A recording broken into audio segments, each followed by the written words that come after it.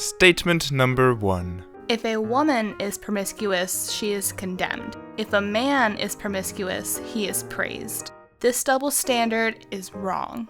I agree. That double standard is wrong, and that's why we should That's why women should also be praised for being promiscuous. Oh. Huh. Gotta say, that is not where I thought you were going with that. I was thinking maybe we should remember that 1 Corinthians 5 and 6 and Romans 1 and 13 apply to men and women equally. So, maybe do what the church does and encourage men to also lead chaste and decent lives instead of doubling down on the hedonism, right? Statement number 2. Pornography harms women. Totally agree. Pornography demeans women, and it also corrupts men by making them think of women as nothing but sexual objects. Therefore, women should empower themselves by taking control of the porn industry and producing their own sexually explicit material. Yeah, again, that is not the solution I had in mind. I was thinking something along the lines of, let's decrease both supply of and demand for pornography by urging men to treat women with honor and respect, as Ephesians 5 and 1 Peter 3 command, and by encouraging women to see the value in the God-given feminine virtues of internal beauty and a quiet and gentle spirit, as opposed to flaunting their sexuality. You picking up what I'm laying down here at all? Statement number 3. I guess not. Abuse, infidelity, men refusing to commit to women, and abandoning their families. All of these problems are caused by patriarchy. Well, I think defining terms is important. Therefore, we need to destroy the Christian church and its patriarchal dogma. Are you kidding me? There's only one institution left on the face of the planet that is actively, aggressively teaching men to treat women with dignity and honor.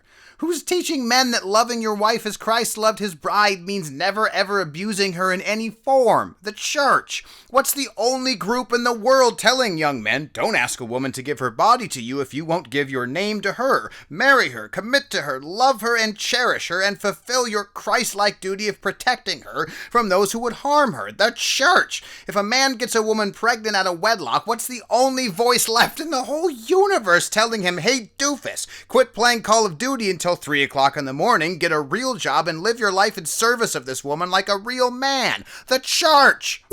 Hey, men, God will condemn you for all eternity if you don't stop choosing lust over having a meaningful, divinely blessed relationship with an actual woman. Would you like to avoid that condemnation? Then quit napalming your dopamine receptors on pornography, don't watch sleazy movies, halt all visits to strip clubs, and immediately cease and desist all patronization of restaurants where some 19-year-old girl at the lowest point in her life serves you overpriced beer and extreme chicken wings while wearing a halter top and atomic wedgie shorts.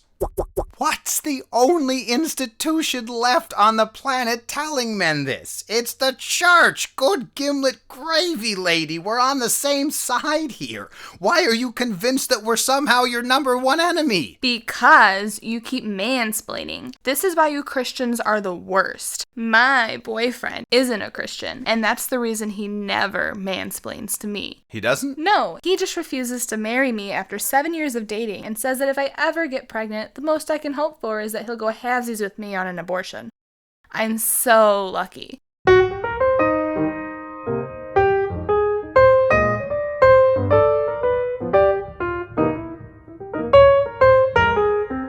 So what are you up to this weekend? Some friends and I are going to teach people that men do not have the right to a woman's body just because she's dressed a certain way. Oh, that's awesome. How are you going to teach people that? By organizing a protest where we make everyone look at us while we walk down the street mostly naked.